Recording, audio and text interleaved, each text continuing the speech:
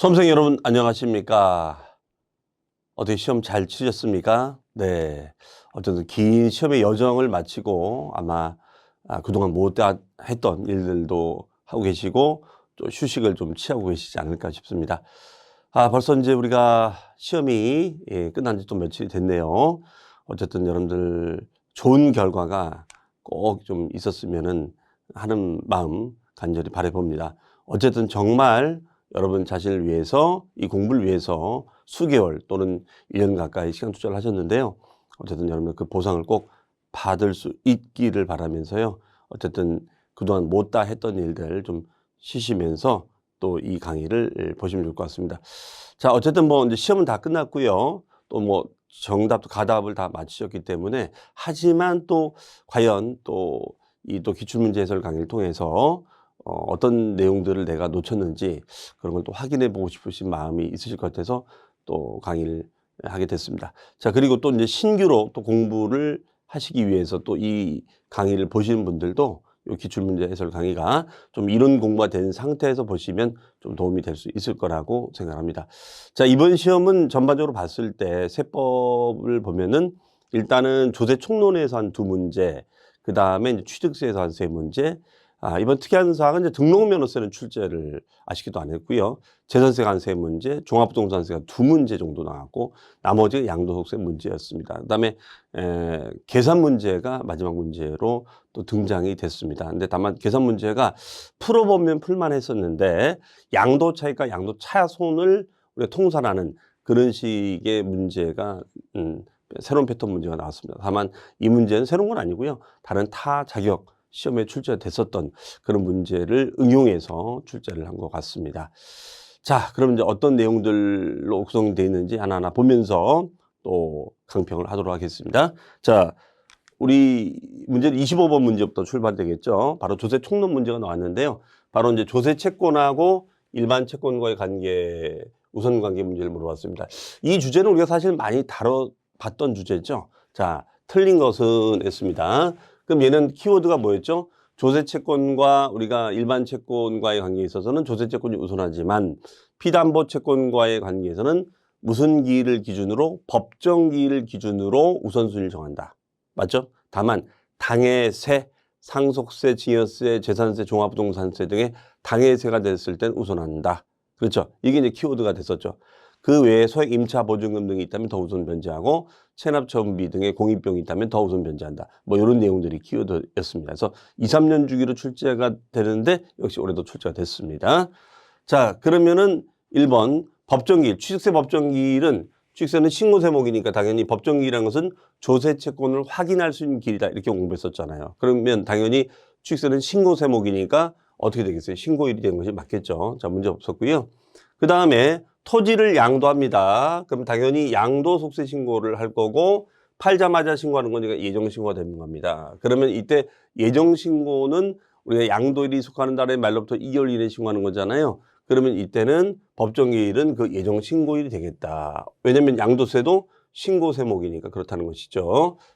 자, 맞고요. 그 다음에 법정기일 전에 전세권이 설정된 사실은 양도소득세의 경우 당연히 전세권 설정은 뭘로 증명하면 될까요? 당연히 공부상 서류인 그렇죠. 부동산 등기부 등본 또는 공진의 증명으로 증명한다. 예, 당연히 이거는 을구를 보면 다 나와 있잖아요. 큰 이슈 없고요. 그 다음에가 주택의 직전 소유자가 국세의 체납 없이 전세권이 설정된 주택을 양도하였으나 양도 후 현재 소유자의 소득세가 체납이 됐습니다. 이게 키워드는 거죠. 소득세가 체납이 됐다. 그러면 이거는 조세채권이 발생되는 거죠. 그러면 이때 소득세는 당해세는 아니에요. 당해세는 아니니까 얘는 어떻게 돼요? 법정기일을 중심으로 움직여져요. 법정기일 앞에 채권이었다면 채권이 우선하는 거고 법정기일 뒤에 채권이었다면 세금이 우선한다. 이게 키워드 되겠죠. 해당 주택의 매각으로 그 매각 금액에서 소득세를 강제 징수할 때는 어떻게 한다? 우리가 소득세는 전세권 담보채권에 무조건 우선하느냐? 그렇진 않죠. 얘는 법정기일에 따라서 순위가 정해지는 거죠. 법정기일에 따라서 우리가 순위가 정해지는 것이 맞겠죠. 그렇죠? 그래서 당해세인지 아닌지. 그러니까 항상 우리가 요 강조 많이 했었어요. 그래서 역시 이번 시험에서도 과거에 기출됐던 내용을 문장의 변형만 하지만 핵심 개념이 핵심 개념이 반복해서 출제되고 있구나를 우리가 알 수 있는 거죠. 당해선이 아닌가 이걸 또 물어본 거죠. 그렇죠? 자, 그 다음에가 임대차. 자, 요거는 이제 X가 되겠습니다. 자, 그 다음에 임대차 관계에 있는 주택을 매각하여 매각금액에서 지방세를 강제 징수할 때는 임대차 관한 보증금 등 일정액으로서 임차인이 우선하여 변제받을 수 있는 금액에 관한 채권이 지방세 우선할 수 있다. 이거는 우리가 이제 임대차 보호법 때문에 최근 전세 사기 등의 문제 때문에 생긴 조항이라고 했었죠. 그래서 임차인의 보증금을 우리가 우선시 변제를 해주자. 뭐 이런 논리였었죠. 그렇죠? 네, 정답은 4번이 되겠습니다. 자, 26번입니다. 자, 요거는 이제 우리가 소멸시효 문제가 출제가 됐어요. 역시 자주 출제됐던 주제를 복합해서 냈습니다. 그러면은 우리가 소멸시효는 바로 납세매 소멸사유, 납세매 성립, 확정 소멸 늘 강조했었던 주제였었습니다. 우리가 백선 특강에서도 강조했었고요. 소멸시효는 암기하셔야 되고 시효는 중단과 정지가 있다. 그다음에 제척 기간도 알고 지나가라 이렇게 했었는데 역시 출제가 됐었네요. 자, 옳은 것은 자, 올해 시험 문제 같은 경우에는 부정형 문제보다는 긍정형 문제가 출제가 많이 됐습니다. 자, 그러면 1번 가산세를 제외한 국세가 10억 원의 고액 국세가 됐다. 고액 국세다. 고액 국세가 됩니다. 고액 국세가 됐을 때는 5년 동안 행사하지 않으면 시효가 완성된다. 자, 기본적인 시효는 우리가 5년이지만 5억 원 이상의 고액 국세가 됐을 때는 몇 년까지 된다? 10년까지 연장이 됐었죠. 우리 많이 봤었던 점이죠. 그 다음에 이제 지방세, 가산세를 제외한 지방세입니다. 지방세 같은 경우에는 어떻습니까? 1억 원이 됐다. 그러면 우리가 지방세는 5천만 원 이상, 이거의 10분의 1이었으니까 5천만 원 이상의 고액 지방세가 됐을 때는 어떻게 된다? 7년이 아니라 10년 동안 행사하지 않으면 소멸시효가 완성되는 것이 맞겠죠. 자, 그 다음에 가산세를 제외한 지방세가 5천만 원도 5천만 원 이상에 해당이 되는 거잖아요. 그렇죠? 이렇게 됐을 때는 5년 동안 행사하지 않으면 시효가 완성된다라고 되어 있는데요. 자, 5천만 원 이상이니까 이게도 10년이 되겠죠. 그러니까 이거는 역시 사례를 통해서 물어본 질문이고 5천만 원 이상의 의미를 이해하고 있는지를 우리가 알고 있는지 단순히 그냥 5년, 10년 이렇게만 외웠다면 혼동이 됐겠죠. 그렇죠? 그래서 우리가 고액 국세 이건 아마 많이 다뤘었습니다. 다만 이제 5천만 원 이상이다. 5억 원 이상이다. 물론 제가 백선 특강 때도 요약자료 다 명기를 했기 때문에 그 부분을 정확하게 좀 정리하고 들어가셨다면 곤란했을 것 같은데요. 또 필드에서는 좀 달랐겠죠. 자, 다만 이제 4번, 5번이 좀 생소했었는데 이제 이런 것들은 이제 내가 이제 응용을 해야겠죠. 응용. 개념 응용이 돼야 됩니다. 그러면 자 보세요. 양도소득세는 신고 대목이니까 확정신고를 하도록 되어 있는데 안 했다. 그래서 정보 경정. 이거 제가 이거 설명했었죠. 그래서 제가 이 본 수업 때 참 강조를 많이 했었던 게 뭐였냐면 용어의 정의를 아는 게 너무너무 중요하다. 그러면 요거 이제 질문하시는 분들이 계시던데 교수님 경정이 뭐예요? 분명히 제가 다 가르쳐 드렸거든요. 근데 기억이 안 나는 거예요. 자, 경정은 제가 뭐라고 강조했냐면 무신고자가 내리는 처분에 대해서 우리가 정부가 내리는 처분을 결정, 그렇죠? 결정. 그 다음에 신고 오류가 생겼을 때 오류를 고쳐주는 것을 경정, 다시 재결정한다. 이렇게 설명했었어요. 이 단어가 떠올랐었으면은 할 수 있지 않았었을까? 그러면 이거는 신고가 제대로 안 됐다는 거잖아. 그런데 신고가 제대로 안 됐으니까 징수권 행사하겠죠. 그런데 신고 납부 기한의 다음 날이다? 아니, 신고가 안 돼 있는데요. 그러면 신고가 제대로 안 됐으니까 가산세를 부과해서 고지서를 발송했겠지. 그렇죠? 그러면 고지서의 납부 기한이 있겠죠. 그러니까 당연히 얘는 신고가 아니라 여기 나온 것처럼 납세 고지서에 따른 납부 기한의 다음 날 이렇게 해줘야겠죠. 그렇죠? 자, 이해되셨죠? 자, 그 다음에 취득세. 예, 취득세도 신고 대목이죠. 똑같은 지문이야. 근데 얘도 경정했대. 그러면 오류가 생겼다는 거죠. 그러니까 당연히 과세관청에서 가산세를 붙여서 고지서를 발송하겠죠. 그러면 당연히 고지세금에 대해서는 고지서에 따른 납부기한에 무슨 날이 된다? 다음 날이 된다. 역시 다음 날이 된다. 신고 납부기한의 다음 날이 아니라 고지 납부기한의 다음 날이 된다. 이런 포인트가 되겠죠. 그렇죠? 자, 따라서 옳은 지문은 우리가 5번이 되겠습니다. 자, 27번입니다. 27번. 주택에 대한 과세에 관한 설명으로 옳은 것은 이라고 되어 있는 옳은 것은 자, 올해 이제 옳은 것을 찾아라. 이런 지문이 많아서 이렇게 옳은 지문, 긍정형 문제를 많이 낸 것은 시간이 많이 걸리게끔 하겠다는 거예요. 그래서 아마 좀 시간 부족을 느끼실 수도 있으셨을 겁니다. 자, 가보시면요. 그러면 종합부동산세 문제인데, 자, 이거는 이제 뭡니까? 신탁법에 따라 수탁자 명의로, 그죠? 수탁자 명의로 우리가 했었어요. 수탁자 명의로. 등기된 신탁주택. 자, 그러면 신탁에 대해서 명의는 수탁자로 돼 있지만 실질적인 주인은 누구예요? 사실상 소유자는. 그렇죠. 수탁자가 아니라 위탁자가 되죠.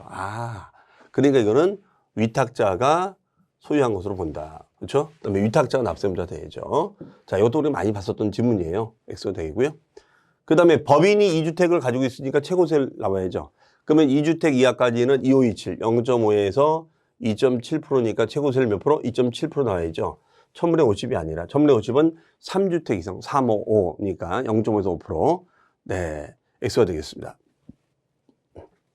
그 다음에 요거는 이제 응용을 해야 되는데요. 2023년도부터 보면 3주택인데 주택수 제외, 계산에 제외되는 주택은 없다. 예를 들어서 뭐 임대주택은 제외가 되잖아요. 그건 없다는 것이죠.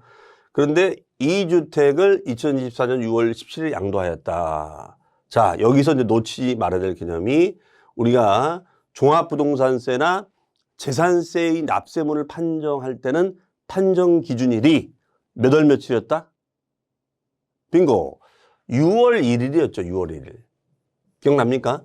그러면 이 6월 17일에 양도가 됐지만 6월 17일에 양도됐지만 6월 1일 현재 시점에 6월 1일 현재 시점에 소유자를 따지는 거잖아요. 6월 1일 현재 시점에 소유자를 따진다. 그렇죠? 네.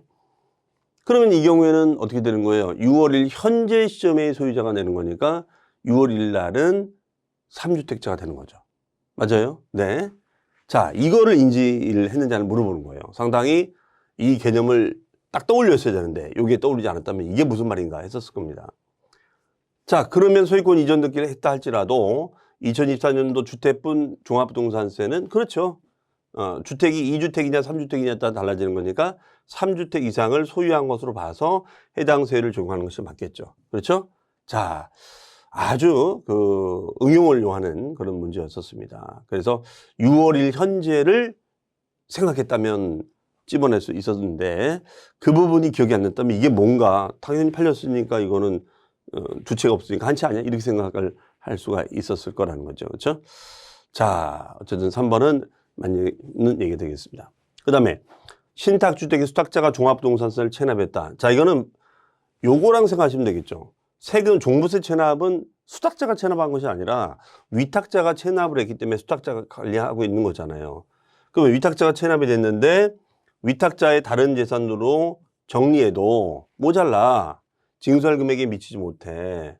그러면 이때는 우리가 해당 주택에 누가 내야 돼요? 그렇죠. 수탁자가 대신해서 납부할 의무가 있죠. 이런 것을 우리가 뭐라고 배웠냐면 물적 납세무다. 물적 납세무. 이렇게 공부했었어요. 물적 납세무. 그래서 우리가 이 신탁에 관련된 지문들 우리 문제 풀이 때도 정리봤는데 역시 이런 유사 지문 기출됐었습니다. 그 지문을 살짝만 변경해서 출제가 된 거라고 보시면 되겠어요. 그 다음에 공동명의의 1주택자의 경우에는 주택에 대한 종합부동산세 과세표준은 주택의 시가를 합산한 금액에서 11억이 아니라 12억을 공제한 금액에다가 곱하기 100분의 50이 아니라 100분의 60을 우리가 곱해서 우리가 공정시장가입비를 곱해주자가 되겠죠. 네, 그렇죠? 자, 그래서 사실은 다 우리 기출지문에 나왔던 지문을 그대로 그냥 하나의 종합문제 형태로 짜집기로 나왔고 제가 백선 특강할 때도 아무래도 종합부동산세는 주택에 대한 종합부동산세가 출제될 가능성이 있다. 그렇게 정리를 하고 잘 들어가시고 그 요약자를 잘 보고 들어가신 분들은 이 문제를 소화할 수 있었지 않았을까라고 생각을 해봅니다. 자, 정답은 네, 3번이 되겠습니다.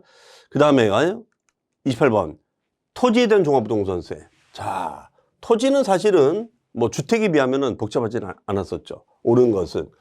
어쨌든 옳은 것 문제를 올해 참 많이 냈다는 게 특징이었었어요. 자, 그러면은 우리가 2번, 1, 2, 3번은 우리가 거의 문제, 기출 문제 때도 예상 문제 풀이 때도 많이 봤었던 지문 아닙니까? 자, 얘는 종합합산 과세 대상 토지는 공시가격 합한 금액이 5억 원인자. 자, 5억 원인자가 되면 납부할 의무가 없죠. 왜?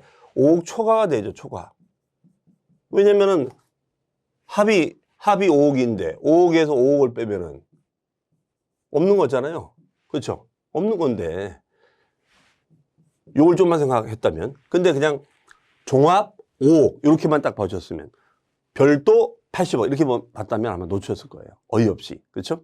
근데 요거를 찬찬히 보셨다면, 그래서 항상 쉬운 지문을 가지고 이렇게 변형을 많이 하기 때문에 항상 이런 함정에 빠지기가 쉽습니다.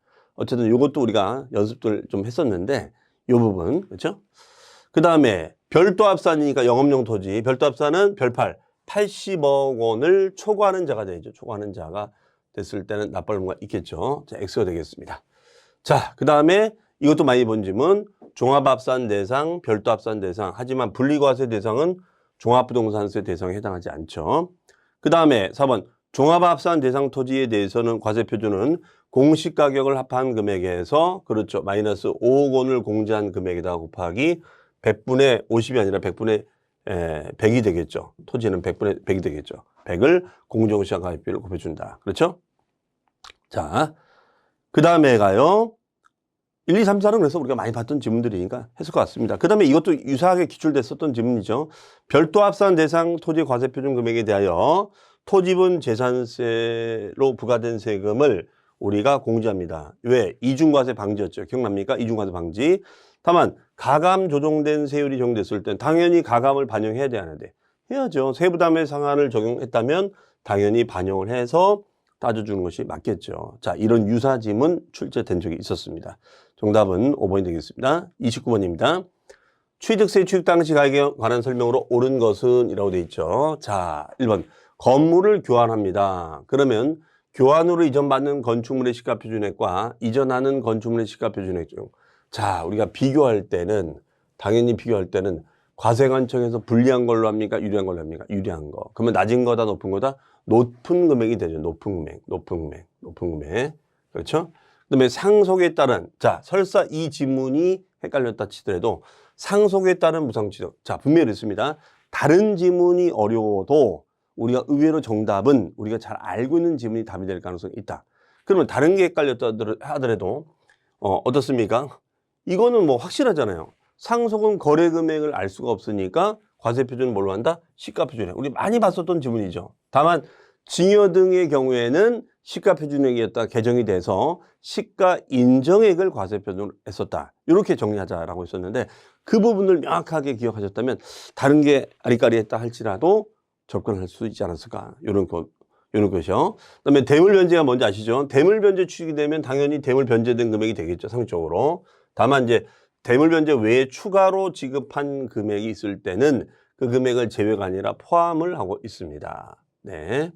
이렇게 함정을 봤죠. 그 다음에 요즘은 많이 봤잖아요. 법인인자, 법인이 아닌자. 법인이 아닌자가 취득하는 경우로 했을 때는 어떻게 한다? 우리가 확인할 수가 없으니까, 확인할 수 없으면 어떻게 돼요? 시가 인정액이 아니라 시가 표준액이죠. 법인이 아닌 자가 공사하다 보니까 증빙이 없는 거야. 그랬을 땐 시가 표준액으로 가자가 되겠죠. 그 다음에 역시 요 지문 우리가 많이 봤던 지문, 법인이 아니야. 법인이 아닌 자가 지급하는 공인중개사 중개보수. 자, 중개보수, 건설자금이자, 기억나십니까? 건설자금이자, 그 다음에 할부연체이자가 되겠습니다. 할부연체이자. 자, 요 지문의 경우에는 우리가 법인이 아닌 자일 때는 포함하지 않는다. 법인일 때는, 대신 법인일 때는 어떻게 한다? 포함한다. 이렇게 했었죠. 법인일 때는 아닐 때랑. 네. 이렇게 했었습니다. 자, 따라서 우리가 정답은 2번이 되겠죠? 30번입니다. 취득세 관한 설명으로 틀린 것은 올해 취득세관 3문제나 출제가 됐어요. 네. 자, 이 지문도 우리가 기출됐던 지문을 살짝 변형한 거야. 아마 이 지문은 좀 여러분들 익숙했을 겁니다. 자, 이거는 제가 뭐라고 했죠? 이에는 이, 눈에는 눈. 당신네 나라가 과세면 우리도 과세하고 당신네 나라가 비과세면 우리도 비과세한다. 즉 대한민국 정부기관 취득에 대하여 과세하는 외국 정부의 취득에 대해서는 취득세를 부과한다. 자, 두 번째, 토지의 지목을 변경해서 가액이 증가했을 때는 취득으로 본다. 그렇죠? 본다. 그 다음에 국가의 귀속에 반대급부가 있었어요. 반대급부가 있었다. 아, 부동산을 무상으로 양여. 양여라는 것은 물려받는다는 거죠. 물려받는다. 양여. 그러면 이건 뭐예요? 반대급부가 있잖아. 그럼 반대급부나 배신을 때렸을 때는 취득세를 부과하는 것이 맞겠죠. 그렇죠? 네, 그래서 되겠습니다.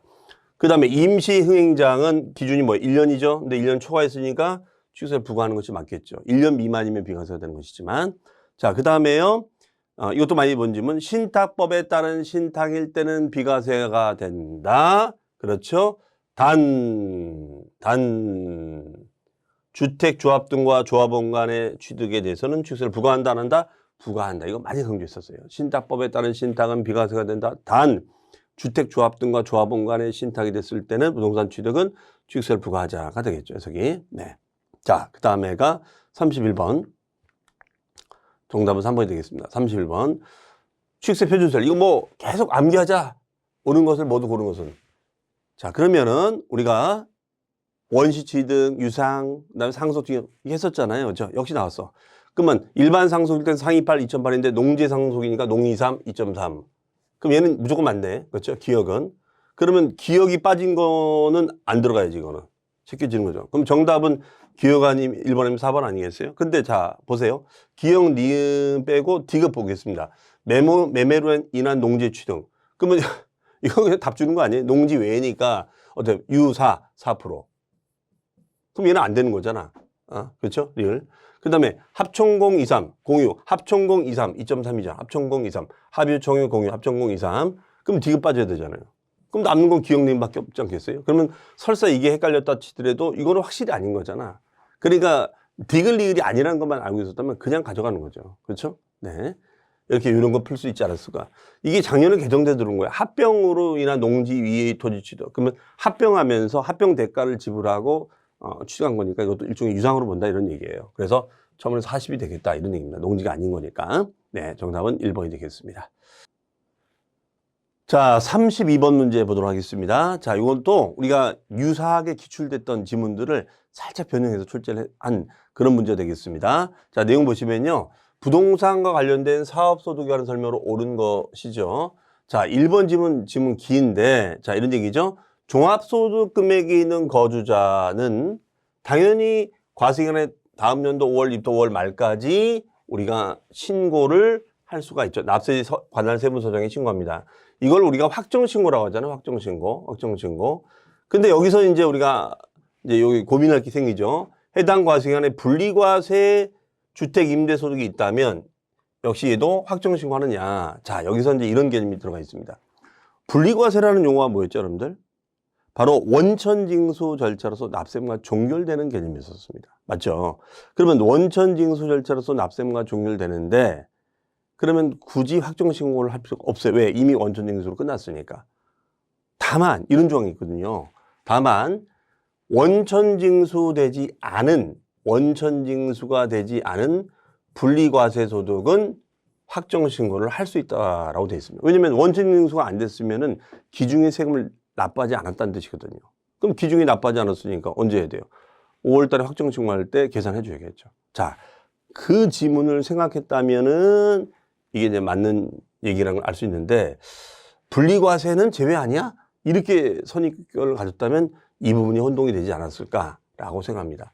근데 또 막상 이렇게 이거에 대해서 답변 오시는 분들 보면 교수님 이거 생각할 시간 없었어요. 그냥 5월 달에 신고하는구나. 그래서 이건 맞는 거 아닌가 이렇게 답변하시는 분도 계셨더라고요. 그래서 너무 깊이 생각하지 않은 게 오히려 답 맞추는 데는 도움이 됐다. 네. 어쨌든 좋습니다. 뭐 꼴만 들어가면 된 거죠. 자, 1번은 맞는 얘기가 되겠고요. 그 다음에 이거 많이 본 질문이죠. 공장재단이나 광업재단, 그렇죠. 부동산에 대여, 공장재단 등에 대여, 공장과 그에 따른 시설물을 통으로 대여해주고, 대여해준 거니까 얘는 임대사업소득에 해당이 된다가 되죠. 된다. 그 다음에 주거용 건물 우리가 임대업을 제외한 부동산 임대업이 발생한 결손 손실금은 자, 이것도 우리 많이 본 질문이야. 상가 임대업에 발생한 손실금은 과세표준 계산할 때 공제가 됩니까? 안 됩니까? 안 된다. 단 주거용 건물 임대업이 됐을 때는 공제를 한다, 안 한다? 공제한다가 되겠죠. 그렇죠? 자, 요거 우리 많이 봤었던 질문이 되겠습니다. 그 다음에가 이제 우리가 그 지역권 설정에서 발생하는 소득이에요. 지상권 지역권의 대여로 인한 소득은 사업소득에 해당한다. 많이 강조했죠. 공익사업과 관련된 경우에는 얘는 사업소득이 아니라 무슨 소득? 기타 소득에 해당이 된다. 이 얘기가 되겠습니다. 그 다음에 5번 사업소득의 부동산 임대업에서 발생한 소득이 포함되어 있다면 소득별로 구분하지 않고, 아니요, 구분해야죠. 이건 부동산 임대는 별개니까. 예를 들어서 제조업을 하는데 부동산 임대한다. 그건 임대하고 제조는 다르잖아요. 그러니까 구분해서 회계처리를 해주는 것이 맞겠죠. 그렇죠? 정답은 1번이 되겠습니다. 자, 33번입니다. 자, 납세무자로 틀린 것은 이거 너무너무 강조 많이 했었죠.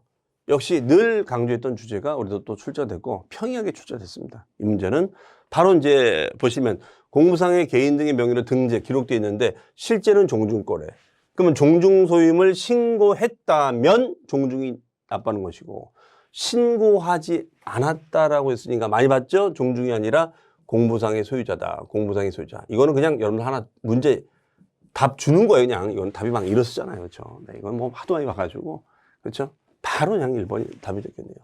그래서 이 질문 보고서 한번 반가우셨을 것 같아요. 나머지 다 우리 많이 봤던 질문이죠. 상속 등기가 이행되지 아니하고 사실상의 소유자를 신고하지 않았다면 많이 했잖아요. 지금 분쟁이 터져가지고 등기 이전도 하지 않아. 그러면 주된 상속자로 하는데 1순위는 어떻게 한다? 1순위는 지분이 가장 많은 자로 가고 2순위는 어떻게 된다? 가장 나이가 많은 사람으로 가자. 요거죠. 요거. 주된 상속자. 그 다음에 정비사업의 시행에 따른 환지, 다 100% 환지를 할 수 없잖아요. 그래서 일정한 토지를 환지로 정하지 않고 채비지로 남겨도, 그러면 채비지로 남겨두면 채비지 누구의 사업시행자께 되겠죠. 그 다음에 파산 선고 이후에 파산 종결의 결정까지 파산재단에 속하는 재산이다. 그러면 이거는 파산재단이, 지금 채무자는 그냥 널브러져 있죠. 실질적인 소유자는 채무자지만, 하지만 이거는 파산재단이 공무상의 소유자가 관리하고 있으니까 공무상의 소유자가 되겠죠. 그 다음에 지자체, 지방자치단체, 연부매매, 앤드 사용권의 무상, 그런 무상 수익을 누린 자 누구? 매수기획자가 되죠. 그렇죠? 답은 1번이 되겠습니다. 자, 그 다음에 34번입니다. 재산세 물납에 관한 설명으로 옳은 것을 모두 고른 것을. 우리가 조세 총론할 때 참 이거 얘기 많이 했었죠. 세금 납부의 원칙은 금전 현금 납부가 원칙인데 예외적으로 물납이 가능하다. 그래서 물납이 되느냐 안 되느냐, 분납이 되느냐 안 되느냐, 이거 많이 연습해 봤는데 역시 올해도 이 물납 문제가 출제됐네요. 자, 많이 본 질문, 너무 많이 본 질문이죠. 재산세 납부세액이 1,000만 원 초과하면 뭐가 떠올라야 돼? 물납 기준.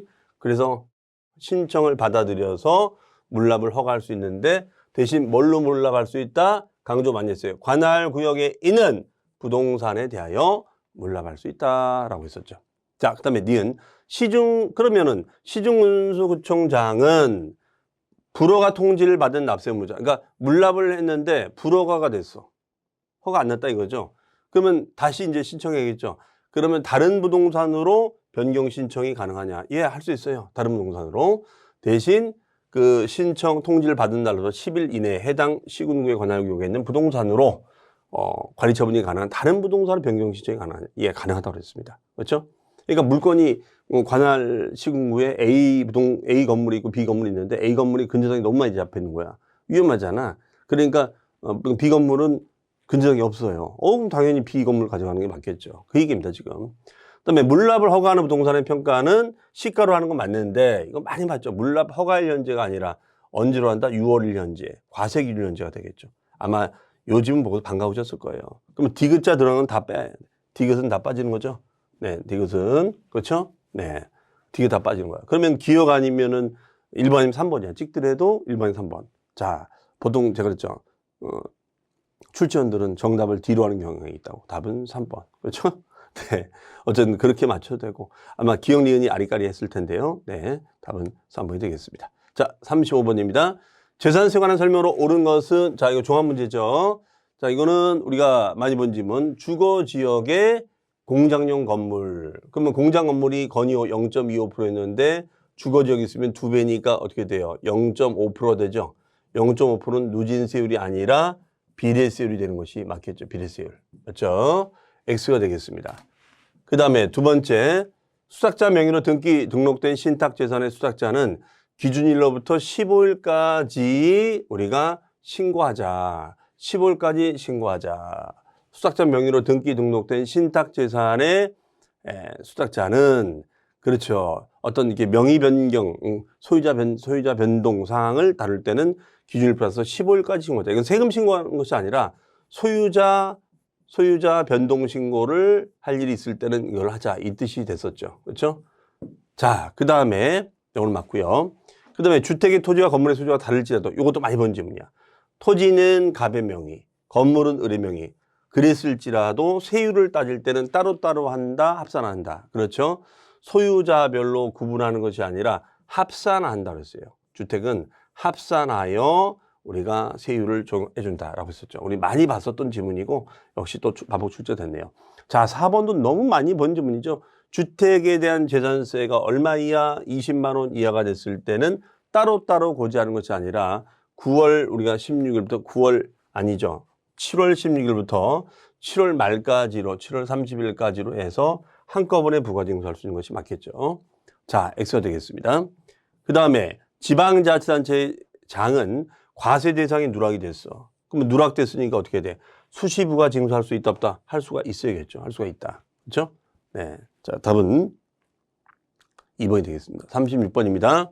국내 토지 A에 대한 양도 속세에 관한 설명으로 옳은 것은 이라고 되어 있습니다. 옳은 것은. 자, 갑은, 자, 요건 이제 2월 과세 개념이라는 걸 우리가 알 수 있어요. 왜냐면은 여기에 딱 보니까, 을은 직계 존속인 갑으로부터 토지 A를 증여받아 소유권 이정득기를 마쳤다. 벌써 이 문장 보면, 제가 우리 2월 과세 부당행 계산 부인 문제 풀면서 많이 강조했었고, 백선 특강 때도 계속 했었잖아요. 그렇죠? 역시 이번에 또 나왔어. 그렇죠? 그러면 2월 과세 문제 나오면 여러분들 어떻게 하자고요? 기억나십니까? 교수님 시험 다 끝났는데요. 기억이 나겠습니까? 자, 무조건 그림 그리자고 그랬어요. 이렇게 복잡할 때는. 그래서, 자, 갑을병이라고 했죠. 갑을병이라고 했으니까 어떻게 한다? 자, 시간이 없지만 그래도 그림 그리자. 그래야지 빨라진다. 갑이 있고, 을이 있고, 병이 있다. 이 얘기죠. 그러면 갑은 2018년도 6월 20일에 토지 A를 3억 원에 취득하였다. 18년도 우리가 6월 20일 날 3억 원에 취득하였다. 그렇죠? 그 다음에 20년도에 자본적 지출액이 있었다. 자본적 지출액이 5천만 원 있었다. 5천만 원 있었다. 이 얘기잖아요. 그렇죠? 그 다음에 을은 2022년 7월 25일에 등기를 마쳤다. 22년 7월 25일에 등기를 마쳤다. 그렇죠? 7월 1일 징계받았다. 그렇죠? 징계받았다. 이때 징계받은 거야. 그렇죠? 근데 당시 금액은 6억 원이다. 6억 원. 그래서 어떻게 했어요? 갑 또는 을과 특수관계 없는 병에게 10억 원을 양도했다. 10억이 양도했다. 그렇죠? 언제? 2024년도 10월 20일 날. 그러면 어떻게 돼요? 22년도에 징계받아서 2024년도에 양도했으니까 10년 이내에 징계 후 양도가 됐을 때 2월 과세가 된다. 자, 2월 과세를 딱 따지면 되겠죠. 다만 A는 협의매수 수용된 적이 없다. 이건 뭐냐면 협의매수 수용되면 2월 과세 적용을 받지 않거든요. 그렇죠? 그런 적이 없고, 그 다음에 필요경비 산정 시 2월 과세를 통해서 결정한 세액이 이를 적용하지 않고 계산한 세액보다도 더 크다. 그렇죠? 그래야지만이 실익이 있어가지고 2월 과세를 따진다라고 했었잖아요. 이런 전제 조건을 가정을 달아놓은 거죠. 근데 키워드는 이거야. 이 개념을 생각하고 문제를 풀었다면 풀렸을 것 같아요. 그러면 이거 이제 그림 보고 생각하시면 되겠죠. 그러면 이때 취득가액은 6억으로 잡아요? 아니죠. 징계 후 양도가 된 거니까 취득가액은 6억으로 잡는 것이 아니라 당초 취득가액은 3억으로 잡아줘야겠죠. 3억. 그렇죠? 그 다음에 요거는 개정된 지문이야. 이거 개정됐다고 제가 그랬잖아요. 개정. 우리 문제 풀 때. 즉 증여자가 지출한 자본적 지출액 5천만 원은 작년에는 이제 수증자가 지출한 우리가 자본적 지출액만 인용됐지만 당초 증여자가 증여하기 전에 자본적 지출액이 생겼다면 그 자본적 지출액은 공제할 수가 있습니다. 공제할 수가 있다라고 했죠. 있다. 그 다음에 을이 납부하였거나 납부할 증여세가 있었다면 이때는 증여세는 필요경비에 해당이 되느냐? 필요경비에 산입이 되는 거죠. 그렇죠? 우리가 원래 상속세 증여세는 필요경비 인정이 안 돼. 하지만 상속 증여세는 필요경비 인정이 안 되지만 2월 과세에 따른 증여세는 필요경비 인정이 된다. 이게 키워드가 되겠죠. 그렇죠? 자, 그래서 3번이 우리가 맞는 얘기가 되겠네요. 네. 그 다음에 장기 보유 투표용지의 계산, 세율 적용 시 보기하는 을의 취득일이 아니라 당연히 갑의 취득일로 가는 것이 맞겠죠. 기간으로 한다. 그 다음에 이것도 많이 봤죠. 2월 과세일 때는 갑과 을은 연대 납세물 지나요? 아니요. 우리가 증여 양도에 따른 부당행위 계산분이 됐을 때는 주모자 공모자 관계니까 연대 책임을 묻지만 2월 과세는 아니다라고 제가 설명을 했었어요. 그렇죠? 자, 따라서 정답은 3번이 되겠습니다. 자, 그 다음에가 37번. 이것도 그냥 주는 문제 나왔네요. 양도소득세 과세대상에 해당하는 거를 모두 고른 거.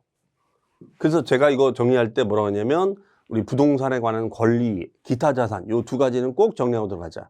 역시 그 문제 출제됐어요. 그러니까 나왔던 문제 또 나오는 거예요. 이렇게 기출됐던 질문은. 그래서 이번 시험 문제가 좀 조세 총론 앞부분이 조금 이렇게 추측세까지가 조금 어려웠고 나머지는 뒤로 갈수록 굉장히 쉬워지는 그런 문제 패턴. 그래서 제가 문제 풀 때 그랬잖아요. 무조건 여기 땅 푸시 마시고 전체 내용을 한번 보시고 앞이 어려운지 뒤가 어려운지, 즉 앞이 어려우면은 중간부터 쉬워지고 앞이 쉬워지면 중간부터 어려워진다. 이런 옥석 구분을 해서 문제를 요령껏 푸셨다면은 이번 다른 과목들도 물론 좀 어려운 문제들도 많이 있었지만은 요령 있게 문제를 푸는 게 중요하다라고 했었습니다. 옥석을 골라서. 그래서 쉬운 걸 빨리 풀고 어려운 걸 고민하는 이런 식으로 했더라면은 어땠을까? 어쨌든 자, 가보겠습니다. 그러면 이것도 실제 기출됐었죠. 토지 건물과 함께 투게더 얘기했잖아요. 투게더가 되는 것은 어떻게 한다? 이주권. 그렇죠? 투게더는 이주권도 있고 영업권도 있었죠. 영업권도 투게더. 그렇죠? 대신 이주권은 우리가 별도로 평가를 해버리면 그건 제외야. 근데 별도로 평가하여 싱거지 않았다고 했으니까 들어가는 게 맞겠죠? 입주권 들어가죠? 자, 이건 너무 많이 봤었어. 지상권, 전세권 들어가지만 지역권은 단독으로 양도할 수 없다. 그러면 과세제에 해당하는 거니까 디귿은 무조건 빠져야 돼. 그러면 디귿은 무조건 빠져야 돼. 그렇죠?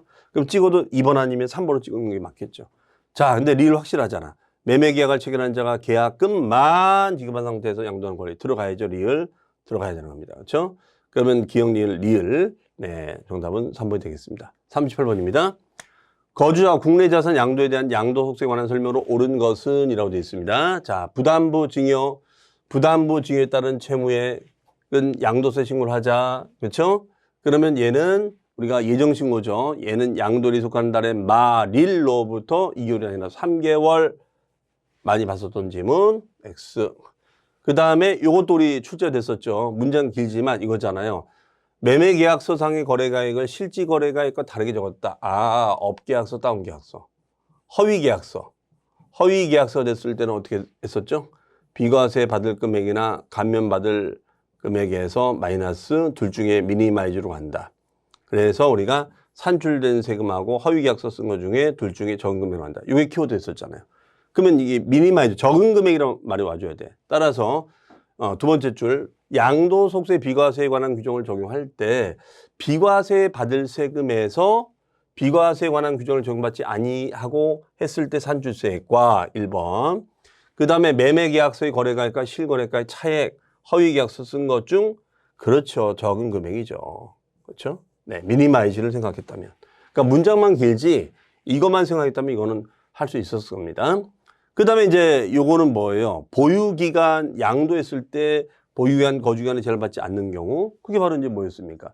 수용된다, 건설 임대주택, 그 다음에 취약상, 근무상이죠. 사업상 형태는 안 된다 그래서 얘는 사업자 등록을 얼마든지 옮길 수 있기 때문에 얘는 아니에요.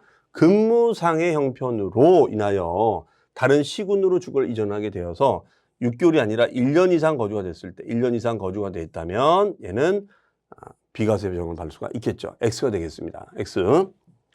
그 다음에 토지 양도로 발생한 양도 차손은 손실은 마이너스 손실은 동일한 과세기간의 전세권의 양도로 발생한 소득금액, 자 소득금액에서 서로 통산이 가능하냐? 예, 얘는 끼리끼리 통산은 가능할 수 있죠. 끼리끼리.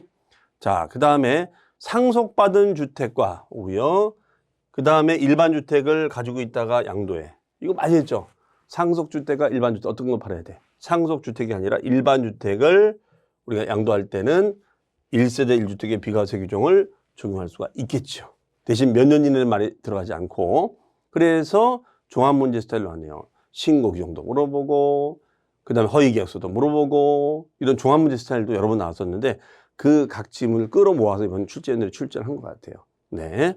그러니까 기출문제를 분석하는 것이 왜 이렇게 중요한 거냐면 기출됐던 지문을 살짝 변형한 거예요. 그렇죠? 네. 상당수 문제는. 근데 앞에 있는 문제들이 좀 특이했던 거지 거의 뭐 그런 문제였었습니다. 그렇죠? 자, 따라서 이 부분도 좀 충실히 문제풀이를 하셨다면 접근할 수 있었지 않았을까. 특히 이건 제가 사례로도 계산 문제로도 낸 적도 있었고 했기 때문에요. 네. 답은 4번이 되겠습니다. 그래서 끼리끼리 했었죠. 끼리끼리. 네. 소득별 통산. 그걸 따져야죠. 소득별 통산이 된다. 소득별. 자산별이 아니라 소득별 우리가 공제가 된다. 그 개념이 됐었죠. 39번입니다.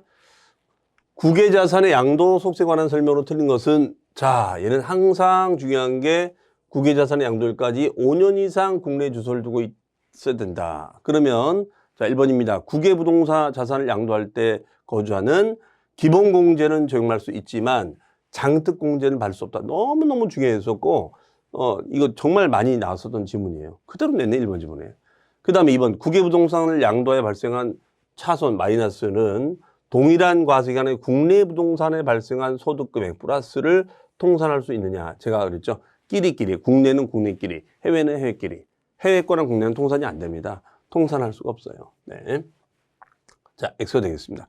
그 다음에 국외 양도자산이 부동산 임차권. 자, 우리 부동산 임차권은 등기 여부에 관계 있어요, 없어요? 없죠. 등기법은 우리나라에 있는 조항이지 외국에 있는 적용 기준은 아니니까 관계없이 과세가 되는 것이 맞겠죠. 4번 국외자산의 양도 가액은 실지거래 가액으로 한다. 다만 양도 당시 실지거래 가액을 확인할 수가 없다면 이때는 어떻게 한다? 시가에 따른다. 근데 시가를 산정하기 어렵다면 이때는 자산의 종류, 규모, 거래 상황 등을 고민해서 따른다. 예. 그러니까 뭐 지문만 길지. 그러면 실거래가로 가는데 제가 그랬잖아요. 프랑스 몽마르드 언더 실거래가로 가라. 근데 모르겠대. 그러면 그 프랑스 국세청에서 자료협조를 받으면 돼요. 그러면 프랑스 현지의 시가자료를 인용하면 되거든요. 그 뜻이 되겠습니다. 그다음에 5번 국외 양도자산이 양도 당시 거주자가 소유한 유일한 주택으로서 보유기간이 2년 이상인 경우에도 그렇죠. 자, 이것도 한번 시험에 나왔었어요. 우리가 1세대 1주택의 비과세 규정에 대해서는 우리가 112 조건인데 이때 1은 국내 주택을 말한다. 국외 주택이 아니라 국내 주택을 말한다. 요 규정이 되겠죠. 그래서 받을 수 없다. 네. 자, 정답은 2번이 되겠습니다. 자, 마지막 40번. 이 40번 문제가 올해 처음 등장한 문제인데 이게 다른 타 자격 시험, 뭐 세무사나 회계사 시험에서는 이게 등장이 되는데 그 지문을 살짝 응용해서 된 것 같아요.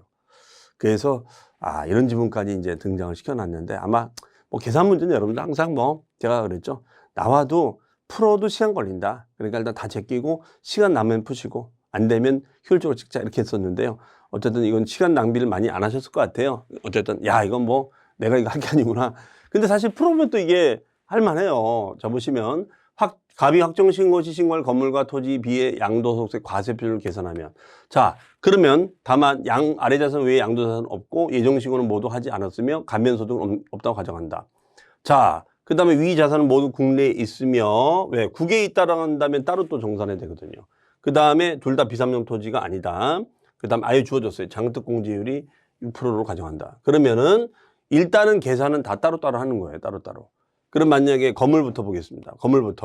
건물, 주택이 아니다. 그러면 차익을 계산해 놨죠. 차익을 계산했어요. 요건 차손, 요 가로는 차손입니다. 차손. 다 차익. 그러면 일단 1,500만 원부터 보면은 자, 양도 차익. 이거 공식 기억나죠? 양에서 뭘 빼? 장기를 빼. 마이너스 장기 모의특공제. 그렇죠? 그럼 뭐가 나와요? 소급창, 양도 소득금액. 거기서 뭘 빼줘요? 마이너스 기본공제. 기본 안주를 빼주는 거야. 기본공제. 기본을 빼주는 거야. 기본. 그러면 요게 과표가 되는 거죠? 해석이. 자, 요겁니다. 그러면 양에서 장기를 빼주면 소곱창 기본 안주는 과표된다. 그러면 양도차익은 1,500이야. 1,500. 1,500만 원이 나왔어요. 그럼 장특공제 되나요? 1년 8개월밖에 안 되는 거니까 얘는 제로 되는 거죠. 그러면 소득금액은 1,500만 원. 1,500만 원이 되고 그 다음에가 기본공제 250만 원. 그러면 빼주고 나면은 1,250만 원. 과세표준은 1,250만 원이 된다. 1,250. 자, 그럼 1,250 찾으면 되네요. 그렇죠? 그럼 뭐 다 날아가는 거네. 그러면 4번 아니면 5번으로 가면 되겠죠. 그렇죠? 자, 그다음에 마이너스 얘는 뭐 2,000이니까 이거는 뭐 정산하나 마나 이거죠. 장득공제를 빼줄 필요가 없죠. 마이너스니까. 그럼 얘만 하면 돼요. 2,500. 그러면 2,500에서 2,500에서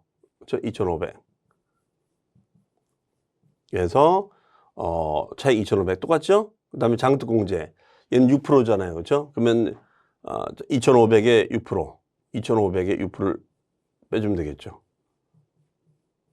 그렇죠? 그러면은 얼마가 납니까? 6, 5, 33, 6, 22, 1,500인가요? 1,500? 1,500? 그렇죠? 네, 6, 5, 30, 6, 22. 그러면은 요걸 빼주면은 얼마 나와요? 1,000만 원 나오나요? 1,000만 원? 1,000만 원? 1,000만 원에서 과세표준은 자 1,000만 원, 1,000만 원이 납니다. 자, 그 다음에 여기 보시면 250을 뺐는데 왜 250은 어차피 한 번밖에 안 되는 거죠. 그렇죠? 그러면 여기 보시면 이때는 어떻게 돼? 얘가 제일 1번, 그 다음에 2번, 3번이니까 250만 원 공제를 여기서 미리 받았으면 한 번밖에 안 되기 때문에 같은 이유는 딱 한 번밖에 안 되잖아요. 그럼 여기서 이미 공제를 받았으니까 얘는 못 받는 거야. 그런 걸 소득별이라고 했었죠. 우리가 끼리끼리 대신 한 번밖에 안 돼. 그러니까 여기서 써먹었잖아. 그러니까 얘는 안 되는 거야. 그렇죠? 얘는 안 되는 거야. 그냥 제로. 그렇죠? 제로가 되는 겁니다. 그러면 2,500에서 우리가 장특공제 공제가 되는 거죠. 3년 5개월, 3년 5개월이니까 얘는 2%씩 하면 6% 되는 거니까요. 그렇죠? 네. 그러면은 그러면은 어떻게 될까요? 2,500에 10%가 250이니까 얘는 150이 되겠네요. 죄송합니다. 2,500 10%가 250이니까 65, 30, 65, 30, 622, 150이 되겠네요. 150. 그럼 150 빼주면은 2,350. 예, 요 금액이 2,350. 2,350. 네, 계산기를 가지고 하면 금방 될 텐데. 자, 2,350. 그럼 2,350하고 얘하고는 서로 통산이 되느냐? 그렇죠. 얘하고는 서로 끼리끼리. 이 논리는 뭐냐면 세율 구간이 똑같으면은 같은 세율 구간에 해당되는 것끼리 서로 통산하고 그게 없다면 서로 다른 구간의 자산끼리 마이너스를 통산한다. 그렇게 돼 있단 말이에요. 그러니까 얘네는 얘네끼리 통산하는 거예요. 그러면은 어떻게 되겠어요? 여기에서 2,350에서 2,000을 빼주면은 350이 되겠죠. 350. 그러면 350만 원이 과표 되겠죠. 350. 네. 자, 정답은 4번이 되겠습니다. 다시요. 일단은 건물과 토지 A, B가 있는데 건물에 대한 과표부터 계산하는 거예요. 그러면 과세표준 순서 기억이 나야겠죠? 양에서 장이 빼면 소곱창 우리 많이 했었어요. 기본안전으로 과표. 그럼 차이는 아예 주어졌어요. 다른 자격시험은 요 양도 차이까지 계산해봐라. 그렇게 될 수 있는데 단축시킨 겁니다. 그럼 1,500인데 장특공제가 안 돼. 왜? 1년 8개월이니까 3년이 안 되잖아. 그래서 1,500이 그대로 내려왔고 1,500에서 그 다음에 기본공제 250 빼줘. 그러면 1,250이 과표가 되는 거예요. 그렇죠? 자, 근데 이걸 왜 빼준다? 제일 먼저 팔았으니까 빼주는 거예요. 근데 이미 한번 써먹었으니까 다른 자산을 못 써먹어. 그 다음에 얘는 마이너스 2,000 차손이니까 얘는 따질 필요가 없는 거 놔두고 차손인데 뭐 공제를 해봤자 무슨 의미가 있겠어요. 그럼 얘는 2,500인데 2,500에서 어떻게 한다? 3년 5개월 2,500 곱하기 6%. 저 6% 공제죠. 그러면 2,500에 10%면 250, 10%면 250이 되고 6% 되면 65, 30, 622, 150이 되겠죠. 그럼 2,500에서 150 빼주면은 2,350. 그럼 2,350에서 제를 빼주면 2,350이 된다. 그러면 2350이잖아요. 2350. 그럼 2350하고 요 마이너스 2000을 공제를 해주면은 어떻게 한다? 350. 그럼 350이 괄표가 된다. 이 얘기 되겠죠. 350. 그렇죠? 그러면 답은 4번이 된다. 이 얘기가 되겠습니다. 자, 이렇게 해서 우리가 40번까지 문제를 정리를 좀 해봤습니다. 자, 역시 계산 문제도 풀어보니까 풀만했는데 어쨌든 하지만 이제 이게 뭐 시간상 접근이 쉽지는 않았을 거예요. 어쨌든 뭐 계산 문제는 항상 우리가 문제를 풀지만 막상 시험장 가면 그래서 항상 제가 그냥 나중에 푸시라 이렇게 했는데 그 부분을 좀 잘 요령 있게 하셨다면은 전반적으로 세법에서 이제 앞에 한 두세 문제, 그다음에 계산 문제 빼놓고는 그래도 우리가 많이 봤었던 기출 문제하고 유사하게 출제가 많이 됐었습니다. 그래서 올해 세법 시험은 좀 그런 식으로 정리를 했더라면은 뭐 완전 고득점은 아니어도 어느 정도 득점을 할 수 있었지 않았을까 이렇게 생각을 해봅니다. 하지만 또 이게 또 시험장에서의 필드감, 또 현장의 분위기 등등이 또 여러분한테 많은 영향을 미쳤기 때문에요. 또 생각보다 좀 어렵게 보신 분들도 어쨌든 이제 시험 끝났으니까 마음 추스리시고요. 어쨌든 여러분 자신한테 시간 투자하신 거 정말 대단한 일 하신 겁니다. 너무너무 고생 많으셨고요. 한 해 동안 어쨌든 부족하지만 제 강의를 잘 듣고 좋은 결과 있는 분들한테는 다시 한번 축하 말씀드리고요. 또 아쉽게도 좀 애매하신 분들은 너무 실망하지 마시고 기운 내시고요. 다시 한번 여러분들 도전하는 기회가 됐으면 좋겠습니다. 자, 그럼 이상으로 제 35회 기출문제 해설 강의를 여기서 마치도록 하겠습니다. 감사합니다.